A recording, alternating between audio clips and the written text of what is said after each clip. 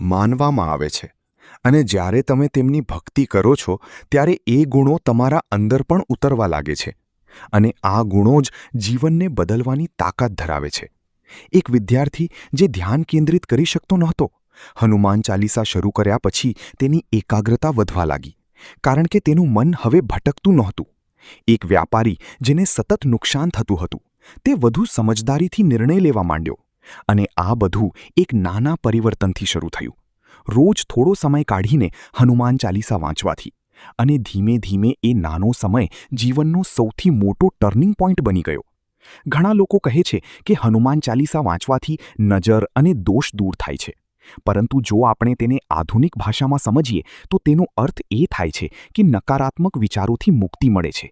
અને જ્યારે વિચાર સકારાત્મક હોય છે ત્યારે જીવન પણ સકારાત્મક બને છે. અને આ જ સૌથી મોટો ચમત્કાર છે, કારણ કે બહારની દુનિયા બદલવી મુશ્કેલ છે, પરંતુ અંદરની દુનિયા બદલવી શક્ય છે. અને હનુમાન ચાલીસા એ અંદરની દુનિયાને બદલવાનું એક શક્તિશાળી સાધન છે. અને કદાચ એ જ કારણ છે કે સદીઓથી લોકો આ પાઠ કરતા આવ્યા છે અને પોતાના જીવનમાં પરિવર્તન અનુભવતા આવ્યા છે. પરંતુ અહીં એક મહત્વની વાત છે જેને ઘણા લોકો અવગણે છે, અને એ છે માત્ર પાઠ કરવો પૂરતું નથી, તેને સાચી રીતથી કરવો પણ એટલું જ જરૂરી છે. કારણ કે જ્યારે તમે યોગ્ય નિયમો અને શ્રદ્ધા સાથે હનુમાન ચાલીસા વાંચો છો ત્યારે તેનો પ્રભાવ અનેક ગણો વધી જાય છે. અને એ જ નિયમો વિશે આપણે આગળના ભાગમાં વાત કરવા જઈ રહ્યા છીએ. કારણ કે જો તમે આ રહસ્ય સમજી જશો તો કદાચ તમે પણ તમારા જીવનમાં એ બદલાવ જોઈ શકશો જેને લોકો ચમત્કાર કહે છે. પ્રિય ભક્તો, પણ હવે અહીં એક ખૂબ જ મહત્વનો પ્રશ્ન ઊભો થાય છે. શું માત્ર હનુમાન ચાલીસા વાંચવાથી જ બધું બદલાઈ જાય છે, કે તેની પાછળ કોઈ ખાસ રીત, કોઈ નિયમ, કોઈ શિસ્ત છુપાયેલી છે?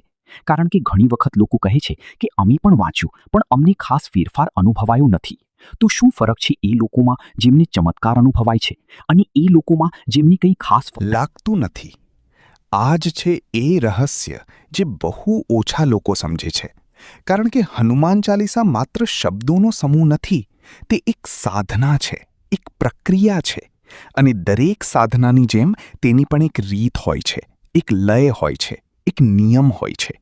અને જ્યારે તમે એ નિયમ સાથે તેને કરો છો ત્યારે તેનો પ્રભાવ ઘણી વધી જાય છે. કલ્પના કરો કે તમે એક બીજ વાવો છો.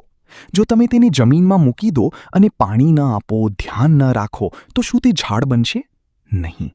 પણ જો તમે યોગ્ય રીતે તેની કાળજી લો તો એ નાનું બીજ એક વિશાળ વૃક્ષ બની શકે છે. એ જ રીતે હનુમાન ચાલીસા પણ છે. જો તમે તેને માત્ર ફરજ તરીકે વાંચો છો તો તેનો અસર મર્યાદિત રહેશે. પરંતુ જો તમે તેની શ્રદ્ધા, નિયમ અને એકાગ્રતા સાથે વાંચો છો તો તે તમારા જીવનમાં અદ્ભુત પરિવર્તન લાવી શકે છે. હવે પ્રશ્ન છે, એ નિયમ શું છે? ઘણા લોકો કહે છે કે હનુમાન ચાલીસા વાંચતા પહેલા શુદ્ધતા ખૂબ જ મહત્વની છે. તેનો અર્થ માત્ર શરીરની શુદ્ધતા નથી, પરંતુ મનની શુદ્ધતા પણ એટલી જ જરૂરી છે. કારણ કે જ્યારે મનમાં અશાંતિ, ગુસ્સો કે નકારાત્મક વિચાર હોય ત્યારે શબ્દોનો અસર એટલો ઊંડો નથી થતો. એટલે જ કહેવામાં આવે છે કે પાઠ શરૂ કરતા પહેલા થોડા ક્ષણ માટે શાંત બેસો, શ્વાસને સ્થિર કરો અને મનને એક જગ્યાએ લાવો. કારણ કે જ્યારે મન એકાગ્ર થાય છે ત્યારે દરેક શબ્દની શક્તિ વધી જાય છે. ઘણા ભક્તો સવારનો સમય પસંદ કરે છે, કારણ કે સવારનો સમય શાંત હોય છે, વાતાવરણ શુદ્ધ હોય છે અને મન પણ તાજું હોય. પરંતુ કેટલાક લોકો સાંજનો સમય પણ પસંદ કરે છે, ખાસ કરીને સૂર્યાસ્ત પછી, કારણ કે એ સમય પણ આધ્યાત્મિક રીતે ખૂબ શક્તિશાળી માનવામાં આવે છે. અને અહીં એક રસપ્રદ વાત છે. કેટલાક લોકો માને છે કે જો તમે રોજ એક જ સમય પર હનુમાન ચાલીસા વાંચો છો તો તેની અસર વધુ ઊંડા સ્તરે થાય છે, કારણ કે તે એક લય બનાવે છે, એક એનર્જી પેટર્ન બનાવે છે, જે ધીમે ધીમે તમારા જીવનમાં સ્થિરતા લાવે છે. હવે વાત કરીએ દિવસોની, કારણ કે આ પણ એક મહત્વનો મુદ્દો છે. ઘણા લોકો પૂછે છે કે કયા દિવસે હનુમાન ચાલીસા વાંચવાથી સૌથી વધુ લાભ થાય છે? તો પરંપરા અનુસાર મંગળવાર અને શનિવારની ખાસ મહત્વ આપવામાં આવ્યું છે. મંગળવારને હનુમાનજીનો દિવસ માનવામાં આવે છે અને આ દિવસે તેમની પૂજા અને પાઠ કરવાથી વિશેષ ફળ મળે છે એવું કહેવાય છે. શનિવાર પણ મહત્વનો માનવામાં આવે છે, કારણ કે હનુમાનજીને શનિદેવના કષ્ટો દૂર કરનાર માનવામાં આવે છે. એટલે શનિવારે હનુમાન ચાલીસા વાંચવાથી જીવનમાં આવતી મુશ્કેલીઓમાં રાહત મળે છે એવું ભક્તો માને છે. પરંતુ અહીં એક ખૂબ જ મહત્વની વાત સમજવી જોઈએ. હનુમાન ચાલીસા માત્ર 2 દિવસ માટે મર્યાદિત નથી. જો તમે તેને રોજ વાંચો છો તો તેનો પ્રભાવ વધુ સતત અને ઊંડો બને છે, કારણ કે રોજની પ્રેક્ટિસ જ સાચો બદલાવ લાવે છે. મંગળવાર અને શનિવારને તમે વિશેષ દિવસ તરીકે માનો, જ્યાં તમે વધુ એકાગ્રતા અને ભક્તિ સાથે પાઠ કરો. કદાચ વધુ વખત વાંચો, દીવો પ્રગટાવો, પ્રાર્થના કરો, પરંતુ બાકી દિવસોમાં પણ તેનો સંપર્ક ન તોડો, કારણ કે આ સતતતા જ તમારા મનને ટ્રેન કરે છે. ઘણા લોકો એક મોટી ભૂલ કરે છે. તેઓ મુશ્કેલી આવે ત્યારે જ હનુમાન ચાલીસા વાંચે છે, અને જ્યારે બધું સારું થઈ જાય છે ત્યારે તેઓ તેને છોડી દે છે. પરંતુ સાચી સાધના એ છે કે તમે સુખમાં પણ અને દુઃખમાં પણ તેને ચાલુ રાખો, કારણ કે આ માત્ર સમસ્યાનો ઉકેલ નથી, આ જીવન જીવવાની રીત છે. હવે વાત કરીએ પાઠ કરવાની પદ્ધતિની. કેટલાક લોકો ઝડપથી વાંચે, માત્ર પૂર્ણ કરવા માટે. પરંતુ શું તમે ક્યારેય વિચાર્યું છે કે જ્યારે તમે ધીમે ધીમે અર્થ સમજતા વાંચો છો ત્યારે તેનો પ્રભાવ કેટલો અલગ હોય છે? દરેક શબ્દ એક સ્પંદન છે, એક વાઇબ્રેશન છે. અને જ્યારે તમે તેને સમજ સાથે બોલો છો ત્યારે એ વાઇબ્રેશન તમારા મન અને શરીર પર અસર કરે છે. ઘણા લોકો પાઠ કરતા સમયે દીવો પ્રગટાવે છે, અગરબત્તી કરે છે. અને આ બધું માત્ર પરંપરા નથી, આ એક માહોલ બનાવે છે, એક પવિત્રતા બનાવે છે, જે તમારા મનને વધુ એકાગ્ર બનાવે છે. અને જ્યારે મન એકાગ્ર હોય છે ત્યારે પાઠની શક્તિ વધી જાય છે. કેટલાક લોકો કહે છે કે જો તમે 11 વખત, 21 વખત અથવા 108 વખત હનુમાન ચાલીસા વાંચો તો વિશેષ ફળ મળે છે. આ સંખ્યાઓ પાછળનું તત્વ એ છે કે પુનરાવર્તનથી મન વધુ ઊંડે સુધી પ્રભાવિત થાય છે.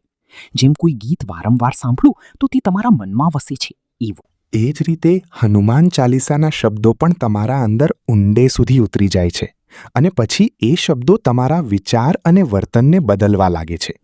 હવે એક વધુ મહત્વનો મુદ્દો, શ્રદ્ધા. કારણ કે નિયમો જેટલા મહત્વના છે તેટલી જ શ્રદ્ધા પણ મહત્વની છે. જો તમે નિયમો પાળો પણ મનમાં શંકા રાખો તો તેનો અસર મર્યાદિત રહેશે. પરંતુ જો તમે સંપૂર્ણ વિશ્વાસ સાથે, સમર્પણ સાથે પાઠ કરો તો તે તમારી અંદર એક નવી શક્તિ જગાડે છે, અને આ શક્તિ જ તમારા જીવનમાં બદલાવ લાવે છે. ઘણા લોકો પૂછે છે કે શું ખાસ જગ્યાએ બેસીને વાંચવું જોઈએ? તો હા, જો તમે એક નિશ્ચિત સ્થાન બનાવો છો જ્યાં તમે રોજ પાઠ કરો છો તો તે સ્થાન પણ ધીમે ધીમે પવિત્ર બની જાય છે, અને ત્યાં બેસતા જ તમારું મન આપોઆપ શાંત થવા લાગે છે. આ એક પ્રકારની માઇન્ડ કન્ડિશનિંગ છે જે તમને વધુ ઊંડા અનુભવ તરફ લઈ જાય છે. અને હવે એક એવી વાત જે ઘણા લોકોને ખબર નથી. જ્યારે તમે હનુમાન ચાલીસા નિયમિત રીતે વાંચો છો ત્યારે ધીમે ધીમે તમને અંદરથી માર્ગદર્શન મળવા લાગે છે. તમે વધુ સ્પષ્ટ રીતે વિચારવા માંડો છો, યોગ્ય નિર્ણય લેવામાં સરળતા અનુભવશો. અને આ જ છે એક ક્ષણ જ્યાં લોકો કહે છે કે અમને રસ્તો મળી ગયો. અને કદાચ એ જ હનુમાનજીની કૃપા છે, કારણ કે તેઓ માત્ર બહારથી મદદ નથી કરતા, તેઓ તમને અંદરથી મજબૂત બનાવે છે. અને જ્યારે તમે અંદરથી મજબૂત બનો ત્યારે જીવનની કોઈ પણ પરિસ્થિતિ તમને હલાવી શકતી નથી. પરંતુ હજુ પણ એક પ્રશ્ન બાકી છે. જ્યારે કોઈ વ્યક્તિ આ નિયમો સાથે હનુમાન ચાલીસા વાંચે છે ત્યારે શું હનુમાનજી તેને કોઈ સંકેત આપે છે? શું કોઈ એવી નિશાની હોય છે જે બતાવે કે તમે સાચા માર્ગ પર છો? અને શું એ સંકેતોને ઓળખી શકાય છે? કારણ કે ઘણા ભક્તો કહે છે કે હા, હનુમાનજી પોતાના ભક્તોને સંકેતો આપે છે, પરંતુ તેને સમજવા માટે સંવેદનશીલ બનવું પડે છે. અને એ સંકેતો એ તો શું છે? જ્યારે કોઈ વ્યક્તિ શ્રદ્ધાથી, નિયમથી અને નિષ્ઠાથી હનુમાન ચાલીસા વાંચે છે, શકતા નથી. શરૂઆતમાં તે ખૂબ નાની અને સામાન્ય લાગે છે, પણ ધીમે ધીમે એમાં એક પેટર્ન દેખાવા લાગે છે, અને એ જ છે સંકેતોની શરૂઆત. એક વ્યક્તિ કહેતો હતો કે જ્યારે તેણે નિયમિત રીતે હનુમાન ચાલીસા વાંચવાનું શરૂ કર્યું ત્યારે થોડા દિવસ પછી તેને વારંવાર વાંદરા દેખાવા લાગ્યા. ક્યારેક રસ્તા પર, ક્યારેક મંદિર પાસે, ક્યારેક અચાનક કોઈ ફોટો કે વિડીયોમાં. શરૂઆતમાં તેણે તેને સામાન્ય સંયોગ માન્યો, પરંતુ જ્યારે આ વારંવાર બનવા લાગ્યું ત્યારે તેને લાગ્યું કે કદાચ આ કોઈ સંકેત છે, કારણ કે વાંદરો હનુમાનજીનું પ્રતીક માનવામાં આવે છે. હવે કદાચ વૈજ્ઞાનિક રીતે આપણે કહીએ કે જ્યારે આપણે કોઈ વસ્તુ ઉપર ધ્યાન આપીએ છીએ ત્યારે તે વધુ જોવા મળે છે, પરંતુ ભક્તો માટે આ માત્ર ધ્યાનનો ખેલ નથી. આ એક જોડાણ છે, એક સંવાદ છે. અને આ માત્ર એક સંકેત નથી. ઘણા લોકો કહે છે કે જ્યારે તેઓ પાઠ કરે છે ત્યારે અચાનક તેમના મનમાં એક અજાણી શાંતિ ઉતરી આવે છે. એવી શાંતિ જે બહારની પરિસ્થિતિથી સંબંધિત નથી.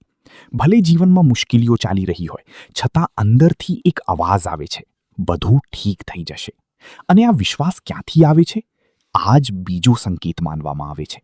કારણ કે જ્યારે કોઈ દૈવી શક્તિ તમારી સાથે હોય છે ત્યારે સૌથી પહેલાં તે તમારા મનને શાંત કરે છે. પછી એક બીજો રસપ્રદ અનુભવ ઘણા લોકો શેર કરે છે. ખરાબ સપનાઓ બંધ થવા લાગે છે. જે લોકો રાત્રે ડરાવણા સપનાઓથી પરેશાન રહેતા હતા તેઓ કહે છે કે હનુમાન ચાલીસા શરૂ કર્યા પછી તેમની ઊંઘ સુધરી ગઈ અને રાત્રે ડર ઓછો થઈ ગયો. શું આ માત્ર મનની શાંતિનું પરિણામ છે કે પછી કોઈ દૈવી રક્ષણ? કદાચ બંને. અને પછી આવે છે એક ખૂબ જ શક્તિશાળી સંકેત: અચાનક બચાવ. ઘણા લોકો કહે છે કે તેઓ કોઈ મોટી મુશ્કેલીમાં ફસાવા જતા હતા, પરંતુ છેલ્લી ક્ષણે કંઈક એવું બન્યું કે તેઓ બચી ગયા. કોઈ અકસ્માત ટળી ગયો, કોઈ ખોટો નિર્ણય લેવાતો અટકી ગયો, અને પછી તેઓ આત્મવિશ્વાસ વધવો. જે વ્યક્તિ પહેલા દરેક બાબતમાં ડરતો હતો તે હવે નિર્ભય બની જાય છે. તે પોતાના નિર્ણય પર વિશ્વાસ રાખે છે. અને આ પરિવર્તન એટલું ગાઢ હોય છે કે લોકો પૂછે છે, તારા અંદર આ હિંમત ક્યાંથી આવી? અને તે જવાબ આપી શકતો નથી, કારણ કે તે જાણે છે કે આ કંઈક અંદરથી આવ્યું છે. અને કદાચ આ જ હનુમાનજીની શક્તિ છે.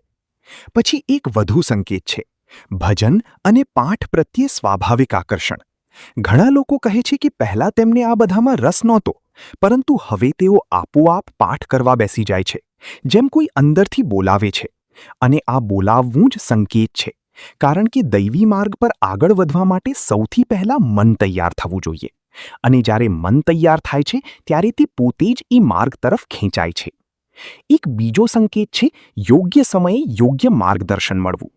ક્યારેક તમે ગૂંચવણમાં હો, તમને સમજાતું ન હોય કે શું કરવું, અને અચાનક કોઈ વ્યક્તિ મળે છે, કોઈ શબ્દ સાંભળો છો, કોઈ વિચાર આવે છે, અને તમને રસ્તો મળી જાય છે. ઘણા ભક્તો કહે છે કે આ કોઈ સંયોગ નથી, આ માર્ગદર્શન છે.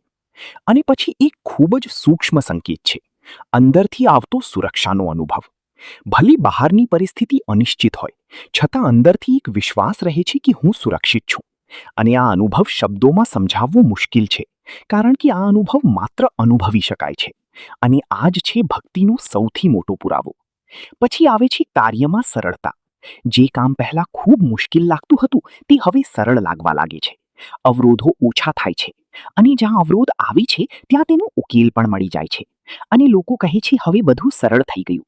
પરંતુ આ સરળતા પાછળ એક સતત સાધના હોય છે, અને એ સાધનાનો પ્રભાવ છે. એક વધુ રસપ્રદ સંકેત છે લાલ રંગ પ્રત્યે આકર્ષણ.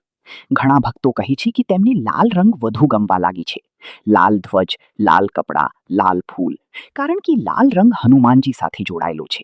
અને આ આકર્ષણ પણ એક પ્રકારનો સંકેત માનવામાં આવે છે.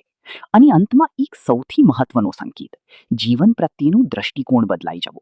કારણ કે જ્યારે તમે હનુમાન ચાલીસા નિયમિત રીતે વાંચો છો ત્યારે તમે માત્ર પરિસ્થિતિઓને નથી બદલતા, તમે પોતાને બદલો છો. તમે વધુ શાંત, વધુ મજબૂત અને વધુ સકારાત્મક બની જાઓ છો. અને જ્યારે તમે બદલાવ છો ત્યારે તમારી આખી દુનિયા બદલાઈ જાય છે. અને કદાચ એ જ સૌથી મોટો સંકેત છે, કારણ કે દૈવી શક્તિ બહારથી ચમત્કાર નથી કરતી. તે તમને એટલા શક્તિશાળી બનાવે છે કે તમે પોતે તમારા જીવનમાં ચમત્કાર સર્જી શકો. અને હવે જ્યારે તમે આ બધા સંકેતો વિશે જાણો છો તો એક પ્રશ્ન તમારી અંદર જરૂર ઉઠશે: શું હું પણ આ અનુભવ કરી શકું? શું મારા જીવનમાં પણ આ બદલાવ આવી શકે? અને તેનો જવાબ છે હા. જો તમે શ્રદ્ધા, નિયમ અને નિષ્ઠા સાથે આ માર્ગ પર ચાલો તો આ અનુભવ તમારા માટે પણ શક્ય છે. કારણ કે હનુમાનજી માટે દરેક ભક્ત સમાન છે, અને તેઓ દરેકને પોતાની રીતે માર્ગદર્શન આપે છે. માત્ર જરૂર છે તો તેને ઓળખવાની, તેને સ્વીકારવાની અને વિશ્વાસ રાખવાની. પ્રિય ભક્તો, જો તમને આમાંથી કોઈ પણ એક સંકેત મળ્યો હોય તો કોમેન્ટ બોક્સમાં ચોક્કસ જણાવો. સાથે જ વિડીયોને લાઇક, ચેનલને સબસ્ક્રાઇબ કરીને નોટિફિકેશન ઓલ પર ક્લિક કરજો. જય